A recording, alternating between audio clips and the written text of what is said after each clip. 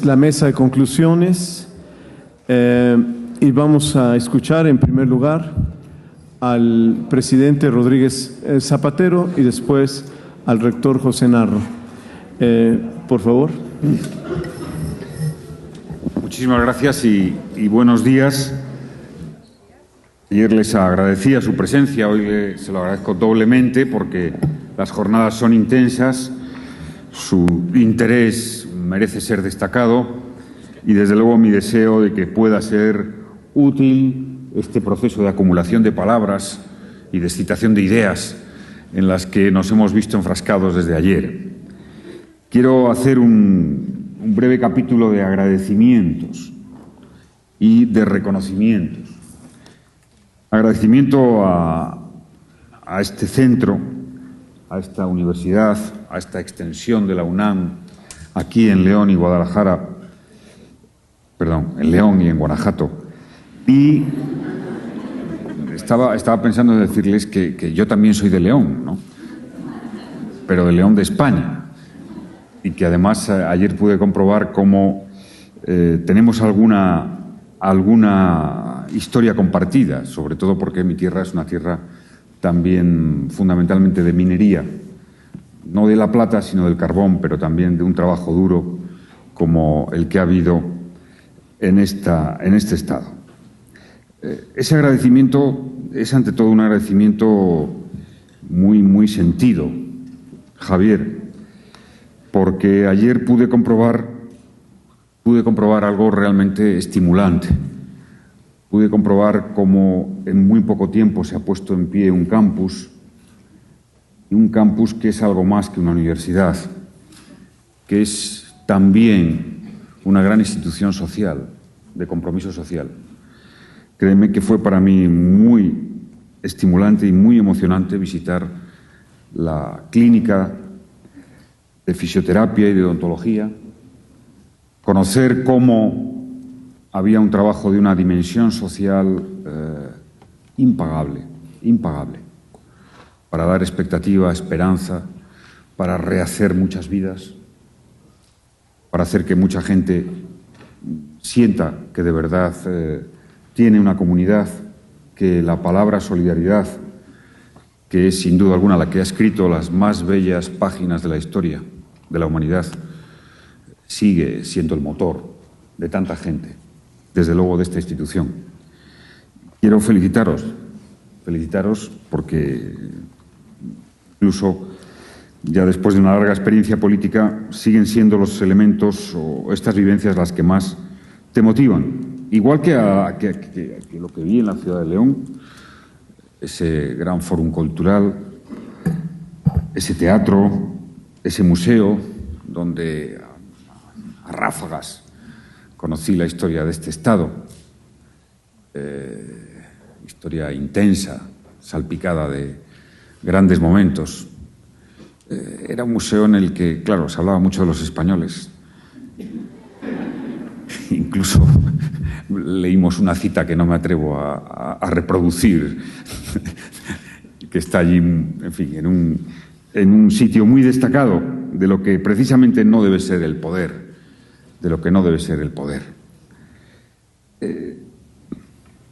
Deseo decirles que pueden sentirse orgullosos de esta ciudad y de las cosas que advierto que avanzan y cambian en México y mejoran.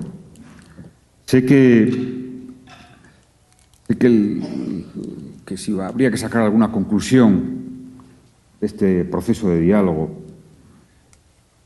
que es tan amable por los interlocutores tan amables que hemos tenido, nuestros amigos economistas, los sociólogos que han hablado, que están aquí, este magnífico rector, este pedazo de rector que tiene la UNAM.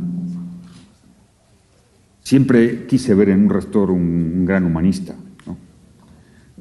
Ya advirtieron que en España los hemos tenido, porque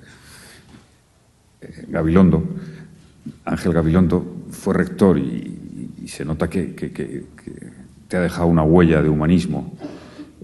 También fue ministro de Educación con mi gobierno.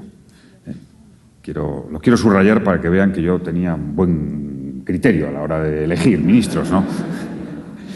Y además habrán podido comprobar que, en fin, incluso el conocimiento más abstracto, más distante, como es la filosofía, tiene una genial capacidad de ser incisiva, brillante, amena, divertida, ¿no? Como ha demostrado mi querido amigo Ángel Gabilondo. Por lo tanto, vamos a reivindicar el conocimiento, el mundo de las ideas, del diálogo en torno a las palabras, en definitiva la cultura, el preguntarse, el ser preguntado.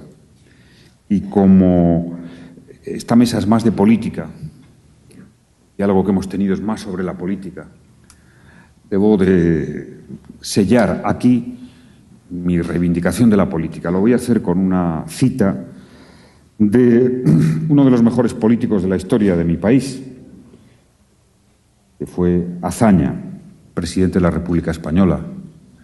Su destino vital fue un destino trágico, tan trágico como el de mi país en aquella época, que abrió la puerta a una tremenda guerra civil y a una dictadura de 40 años.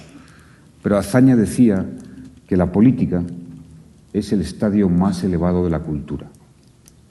La política es el estadio más elevado de la cultura. La política no es lo que hacen los políticos. Política es aquello que es de todos. Lo que menos importancia tiene en la política es lo que hacen los políticos. La política es lo público. Es lo que suma a lo que somos.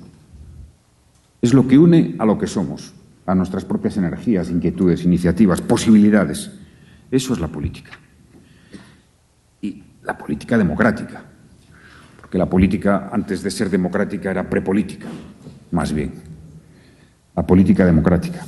Y yo me gustaría que se quedaran con ese mensaje, de que la política es lo más necesario para un destino común que merezca la dignidad como atributo esencial, que merezca el ser recordado. Y en la política, la democracia es la forma de mostrarse más auténtica. Por ello, hay que cuidar la democracia. Hay que cuidar la democracia. Y hay que intentar que no se confundan aquellos principios más relevantes de la democracia. Volver a recordar una y otra vez, yo no quiero caer en la tentación de los sermones, pero no olvidemos que la Iglesia Católica viene sobreviviendo con fuerza durante 20 siglos y todos los domingos da un sermón. O sea que hay que repetir las ideas, las palabras, porque si no tenemos el riesgo de perdernos ante tanto cambio y tanto riesgo a la inseguridad. La democracia es el pluralismo, la democracia es el pluralismo, la democracia es el reconocimiento de la diversidad, la democracia es una rabiosa pasión por la igualdad y ante todo es una forma de entender la convivencia desde el respeto, la tolerancia, las formas. En la democracia las formas forman parte del fondo del proyecto, son parte constitutiva, esencial. Saber dialogar, saber escuchar, saber discernir y nunca excluir, nunca zaherir a quien no piensa como uno. Siempre hay que dejarse una parte del cerebro abierta, incluso a las tesis que nos pueden parecer más negativas, más distantes, más contrarias a lo que sentimos y lo que pensamos. Y eso lo tienen que recibir nuestros interlocutores.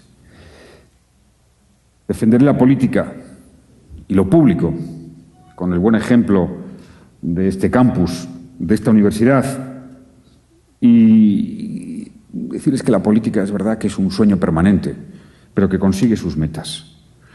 Si hay algo que me ha preocupado de lo que he escuchado estos días en el diálogo, es la espiral difícil de aprender en torno a la violencia en México, en torno a la violencia. Les quiero hacer una reflexión para que mantengan alta la expectativa. Mi país ha sufrido la violencia de un grupo terrorista durante más de 40 años, que asesinó a 1000 personas. Son raíces distintas de la violencia. Durante más de 40 años. Hace algo más de 2 años anunció el fin de la violencia. Hoy ha anunciado una entrega parcial de su arsenal de armas. Es un gesto, pero un paso que tiene que completarse con la entrega total de las armas. Ha sido una gran victoria de la democracia. Ha sido una de las mejores victorias que se han dado en los últimos tiempos en Europa de la pasión por la libertad, de la resistencia de la palabra frente a la brutalidad de las pistolas. Hemos sobrevivido, aguantado y vencido con los principios de la democracia. Yo les pongo este ejemplo, porque deben saber que se puede derrotar la violencia. Y que ante todo, y además de la policía, de la legalidad, ante todo cuentan los discursos y las palabras, es decir, las actitudes. Y allí donde haya el menor gesto de violencia, el menor gesto de uso de la fuerza ilegítimo, tiene que haber una voz que lo combata. Y desde luego tengo la confianza de que la sociedad mexicana superará desde los principios este gran reto. Y por supuesto que sepan que la sociedad española está deseando verlo, apoyando y con la colaboración. Pero ustedes tienen que ser la generación que conquiste el fin de esa violencia ciega que en tantos rincones de este maravilloso país que es México atemoriza, asesina, trajea y hace que la vida pierda el sentido. Nada justifica matar, nada, ninguna situación, ninguna idea. Hay una magnífica frase de Stefan Zweig, pensador, que la recoge de los debates más interesantes sobre la libertad de prensa y de expresión y de la reforma, que dice textualmente: matar nunca es defender una idea, matar es simplemente matar.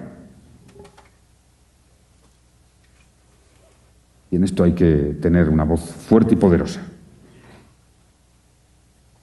Violencia y poder. Creo que una de las conclusiones más importantes a las que se ha llegado en este diálogo es ¿qué pasa con el poder? El poder es de los ciudadanos, es del pueblo. Eso es un principio esencial. Es el ABC de la democracia. Es la fuente de las fuentes. Pero, y en este momento histórico, nos preguntamos, ayer y hoy, con la globalización, con esos grandes fondos, con patrimonios muy superiores a los de los países, con esas multinacionales, algo hay que hacer. Es el primer gran reto, en mi opinión. Dándole vueltas, decir, ¿cómo es posible que haya una acumulación de tanto patrimonio en tan pocos fondos, que dan un poder superior al de los Estados? Bueno, las democracias hemos conocido a nivel del Estado fórmulas para corregir esto. Hay que aplicarlas a nivel global. Hay que hacer un gran órgano regulador a nivel mundial que impida la acumulación, que garantice la competencia en el gran mercado global, igual que lo hacemos en los mercados estatales. Porque los oligopolios reducen la democracia. Los poderes privados tan poderosos limitan la democracia. Limitan al poder que emana del pueblo, al poder político, al poder legítimo, al poder de lo público.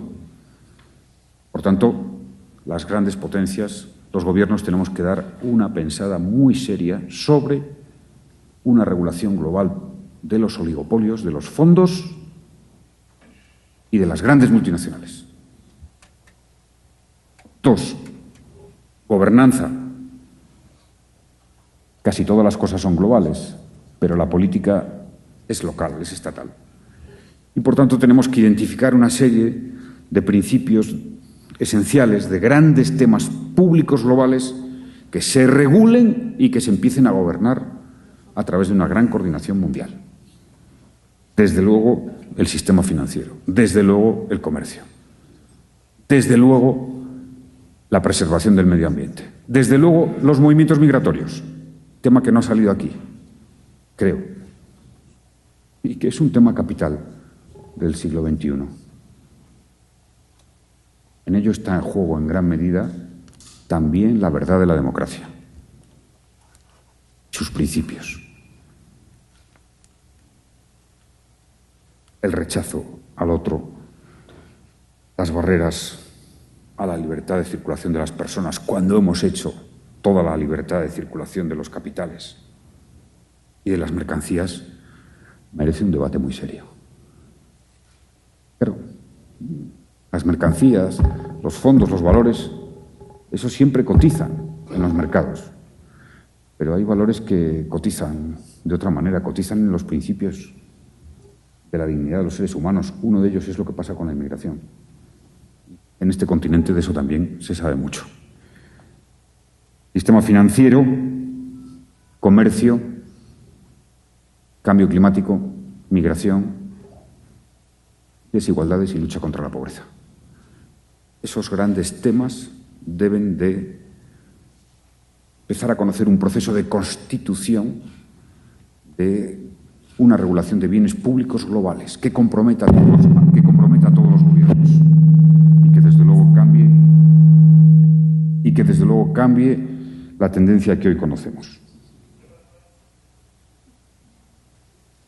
Más allá de los dos grandes temas globales, que es el poder de los fondos, el poder de las grandes multinacionales y el poder de los estados y la gobernanza global, hay dos aspectos que yo quiero dejar como prioritarios en este turno de conclusiones, que son la cuestión social. ¿Cuál es la prioridad? La prioridad es la cuestión social. Reducir la pobreza. Constituir el principio de la lucha contra las desigualdades como un principio constitutivo de los estados avanzados. Bueno, sabemos que se decía históricamente aquellos países que no tienen garantizados los derechos fundamentales y donde no hay división de poderes no tienen constitución. Pero yo creo que ya tenemos una evolución de la modernidad suficiente como para decir aquellos países que no tengan los derechos fundamentales, la división de poderes y el mínimo vital social para todos los ciudadanos, pues habrá que empezar a decir, no tienen constitución. Esto es fundamental, la cuestión social. Por eso me gustó tanto ver lo que hacíais ayer, la cuestión social. Es decir, la mayoría de los países del mundo, muchos de los países africanos no, ciertamente, por el nivel de renta per cápita que tienen, deberían de tener resuelto el problema de la miseria extrema, de las condiciones indignas de vida de un porcentaje determinado de su población. Y para ello, la respuesta ya sabemos que es, ante todo, impuestos justos, serios, para aquellos que pueden. Y claro que pueden en las sociedades como la mexicana. Y dos, junto a la cuestión social, la cuestión de la diversidad, que es la expresión del pluralismo, es la mejor interpretación de la democracia. Somos diversos, pero iguales. Somos diferentes, pero con los mismos derechos. Hay que ser muy combativo frente a cualquier intento de superioridad. Hay que hacer leyes transformadoras y positivas en favor de las minorías que históricamente han sufrido la dominación. Hay que estar muy atento frente a cualquier tentación de superioridad, de dominio, de injerencia ilegítima. La tendencia de los grupos y de los seres humanos a considerarse superiores es una de las enfermedades más notables de la historia. Ha afectado a casi todos los pueblos, a buena parte de las culturas, de las religiones, de las civilizaciones. Es una especie de debilidad constitutiva. Sentirse bien porque se cree uno superior a alguien. Cuando la interpretación más enriquecedora de la historia de los grupos sociales es que uno cuando se siente bien realmente es cuando se siente igual al resto. Uno cuando mira mejor y sabe que le van a mirar mejor es cuando sabe que siente que tiene un destino compartido, que nadie es más que nadie en la vida, nadie es más que nadie, y que en todo caso aquellos que por su mérito, que no solo es el talento, que el mérito social es tan importante como el talento en la vida para ser reconocido, son los que podrán dar lecciones. Exijan a la política y al poder humildad. Exijan a la política y al poder humildad. Y confronten las ideas. La humildad es uno de los grandes valores, una de las grandes virtudes. Siempre he descreído de aquellos que creen que saben más que otros.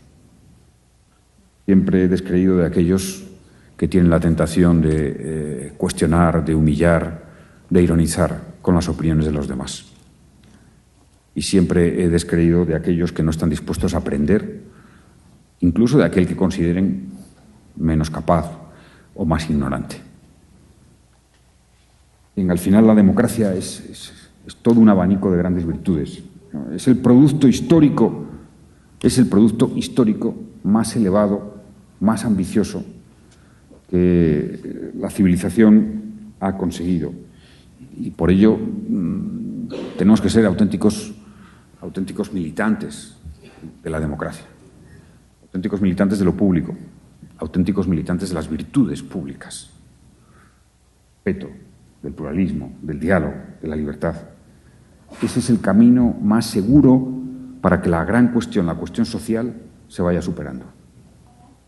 Ustedes van a tener la oportunidad de responsabilizarse en este país de muchas tareas, de muchas tareas.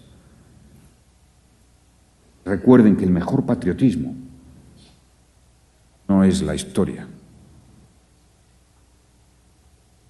las banderas. El mejor patriotismo es la vida digna de la gente, de tus semejantes. Ese es el mejor patriotismo.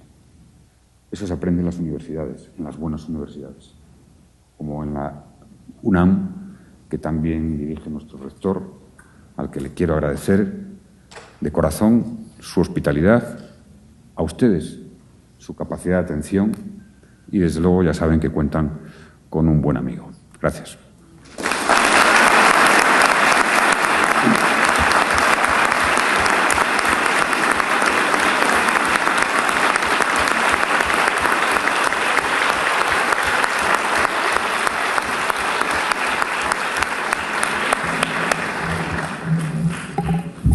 Le damos la palabra al rector, a nuestro rector, el doctor José Narro Robles, por favor.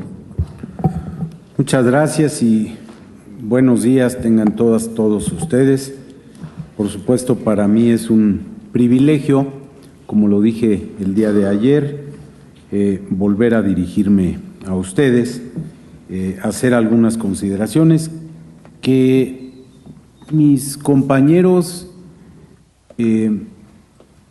y el señor presidente Rodríguez Zapatero me han puesto en un terrible predicamento. Y me han puesto, y lo digo con toda honestidad, porque fijaron la vara muy alta, muy arriba. Ayer, cuando terminamos la primera sesión, ahora me doy cuenta que con una dosis muy grande de sarcasmo, mis colegas de la otra mesa decían, ¿y ahora qué vamos a decir nosotros? No nos han dejado nada, los que no nos han dejado nada, por lo menos a mí, son ellos. Pero voy a tratar de hacer algunas consideraciones. Y antes quiero hacer una confesión. Para mí ha sido muy útil estar estos 2 días en este auditorio y estos 2 días con este grupo. Empieza uno a las 7 de la mañana, si quiere desayunar con ellos, y acaba uno a las 12 de la noche. Va uno a una comida y sigue hablando de lo mismo. Está uno en el concierto. Ayer, ¿algunos de ustedes fueron al concierto? ¿Quiénes no fueron? Levanten la mano. No hay ninguna pena, ¿está bien? Y no fueron, ¿por qué? Porque no los invitaron, los excluyeron. Entonces, aquí empieza este tema de la diferencia que debe darse entre la posibilidad para ser iguales, la oportunidad de ser iguales y el derecho a ser diferente, ¿no? Ahorita regreso a esto, pero déjenme decirles, la verdad es que han sido 2 días extraordinarios para mí, 2 días en que les puedo confesar con mucha alegría que he aprendido mucho.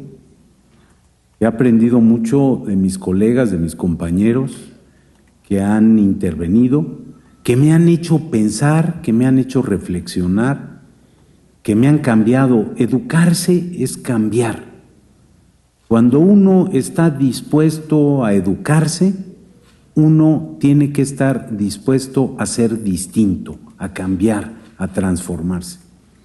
Y a mí me gusta aprender. Yo siempre tengo en todos y cada uno de mis días la disposición de aprender, de saber, de ver otras cosas, de encontrar otros ángulos, de ser diferente.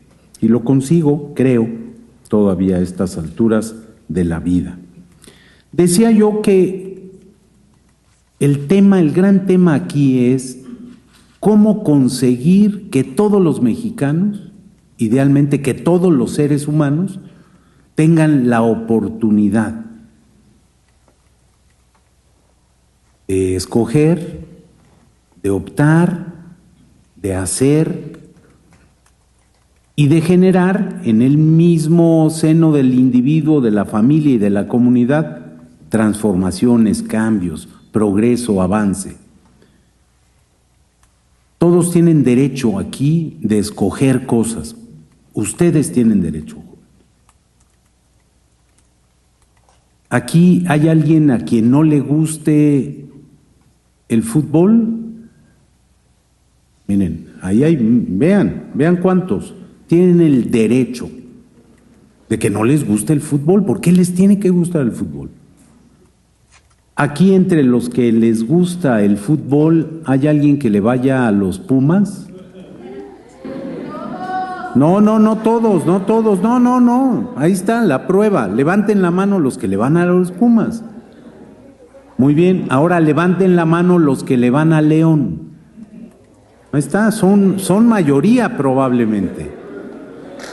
Levanten la mano los que sin ninguna vergüenza. Levanten la mano los que le van a otros equipos. Mira, y los que le van a otros son todavía más que los que le van a León, ¿no? Entonces, esta es una muestra de diferencia, de pluralidad. Pero partimos de un hecho, uno puede y tienen el derecho de escoger. ¿Cuál es el problema con la desigualdad? Que la gente no puede escoger, que la gente es excluida. Para mí ese es el gran problema.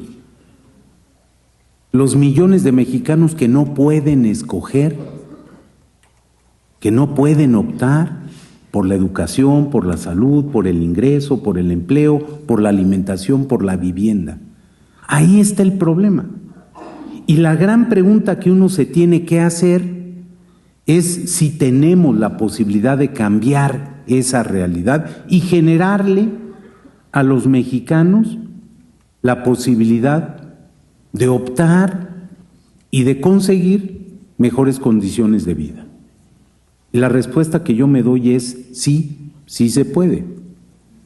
Y el profesor, en el mejor sentido de la palabra, Gabilondo, nos decía algunas de las cosas que tendrían que cambiar.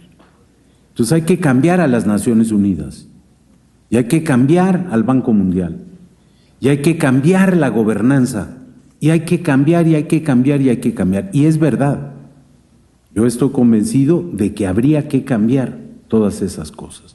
O dice el presidente Rodríguez Zapatero, hay que generar posibilidades para que se regulen esos grandes fondos multinacionales que tienen un poder que vulnera la soberanía de las naciones. Hay que encontrar la manera de asegurar que esa gente por la que nadie ha votado y que tiene una enorme capacidad de afectar a las sociedades, y que la inmensa mayoría de los 7.200 millones de seres humanos ni siquiera tienen conciencia de la existencia de esos grupos y sectores que le pueden arruinar la vida a personas y a naciones. Hay que ver, hay que cambiar eso. Y yo soy de los que creen que sí se puede cambiar, y que se puede cambiar lo mismo de arriba abajo que de abajo arriba, y que tenemos que hacer las dos cosas, y que para conseguirlo tenemos que tener claridad. Y yo pienso que a veces lo que nos pasa a nosotros en nuestro país es que no necesariamente tenemos muy claro qué tenemos que cambiar, por qué nos conviene cambiar eso, por qué debemos cambiar eso. Y ahí está el problema. Cuando uno se propone hacer cosas, las cosas pueden pasar. Cuando uno persigue una idea, un ideal, se pueden cambiar las realidades.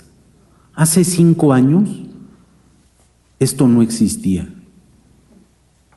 Hace 5 años no había posibilidad de que ustedes pensaran en venir en León a la universidad, porque no había universidad en León, porque apenas algunos ingenuos estábamos pensando en la posibilidad de desarrollar esto.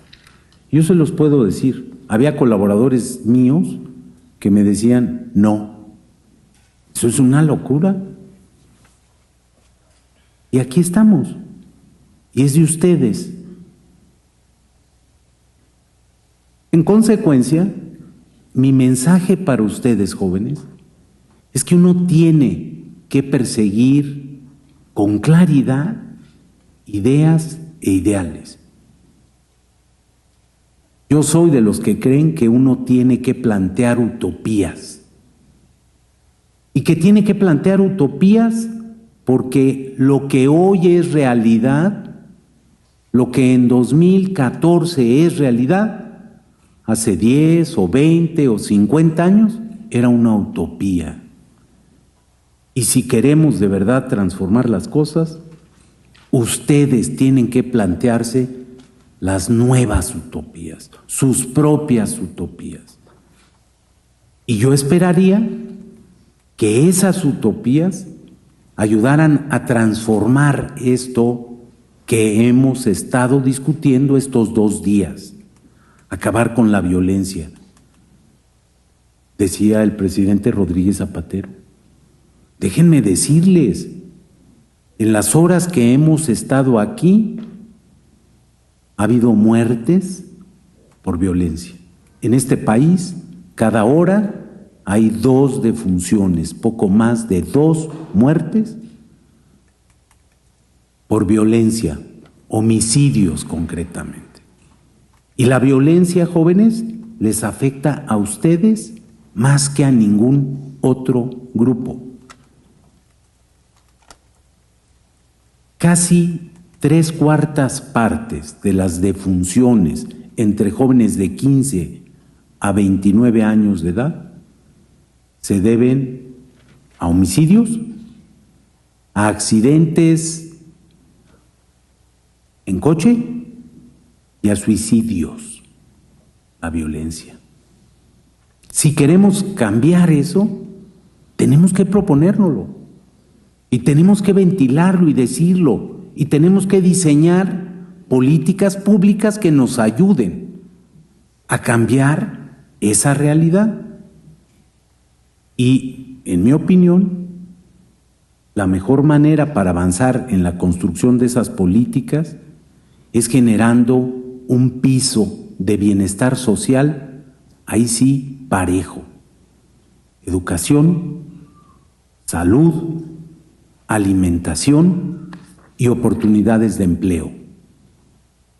Parte de lo que nos ha faltado en las ecuaciones de los programas públicos, parte de por qué no ha sido efectivo esos más de 2,5 billones, esos 180,000 millones de pesos que cada año durante los últimos 15 se han invertido en la búsqueda de la reducción de la pobreza, tiene que ver porque en que no tenemos ese piso parejo y la desigualdad no es solo de ingreso, aquí se dijo y se vio, la desigualdad se da en la educación y se da en la salud.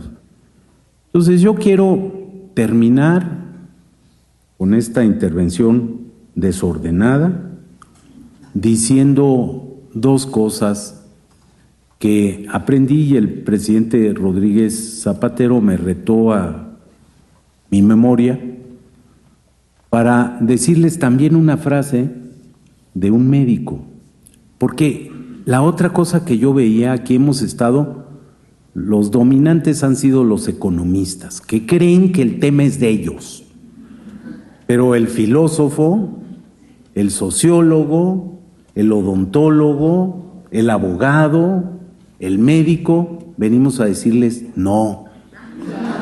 El tema es de todos y el compromiso tiene que ser de todos. Pero la frase es de un médico alemán notable, extraordinario, Virchow, que decía: la política no es sino medicina a gran escala.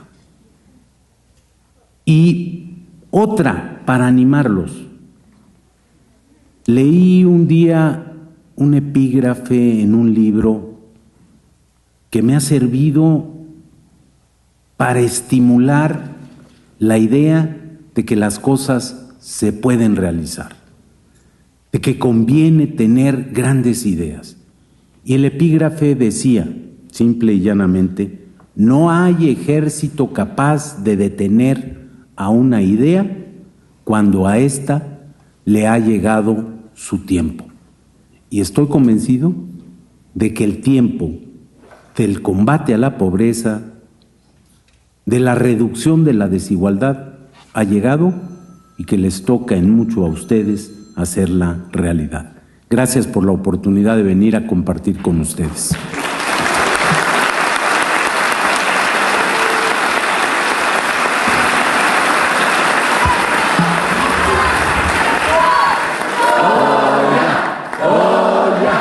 Cachún, cachún, ra, ra, cachún, cachún, ra, ra. ¡Hola, universidad!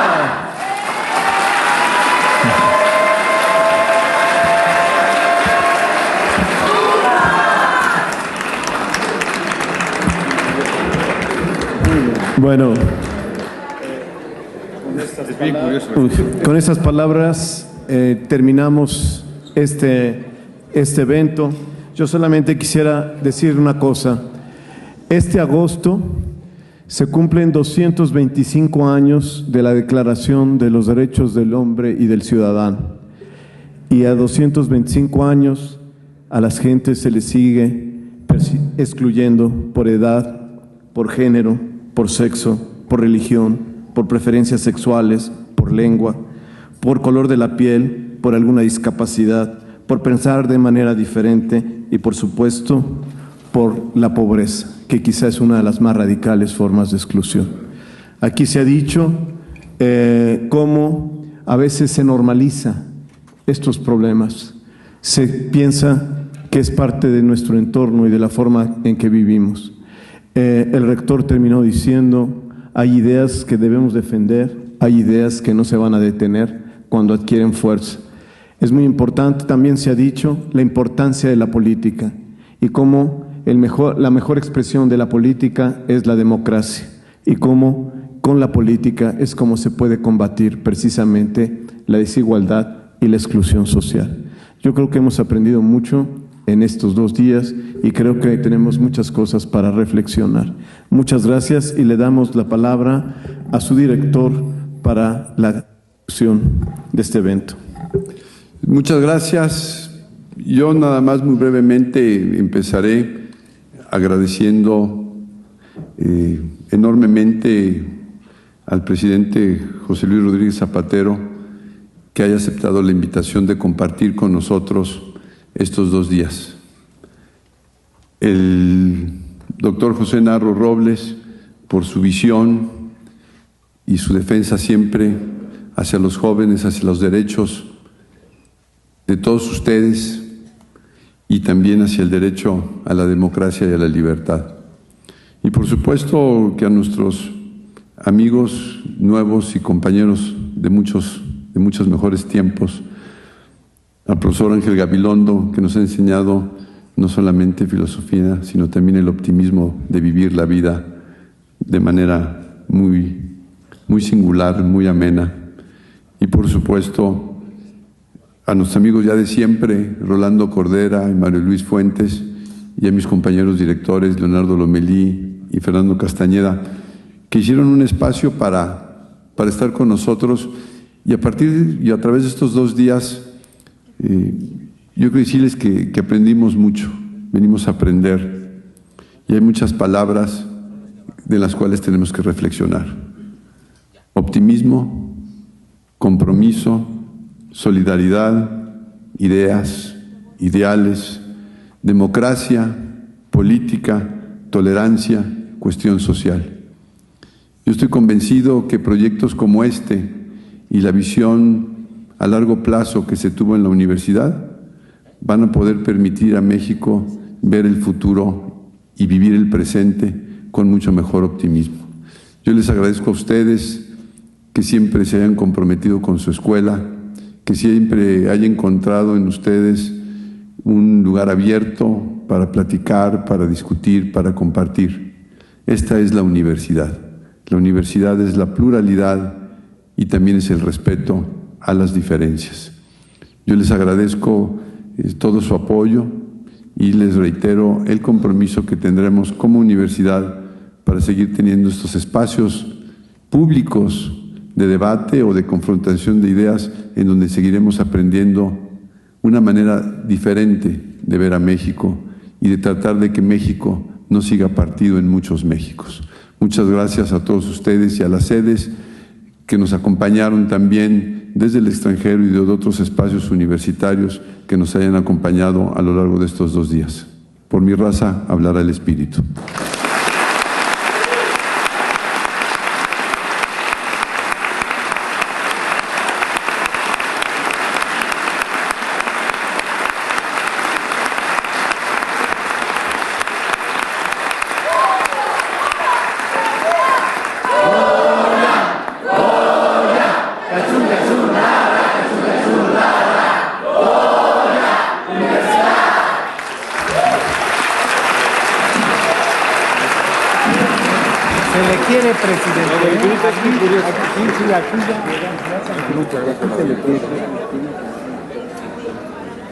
Muy bien.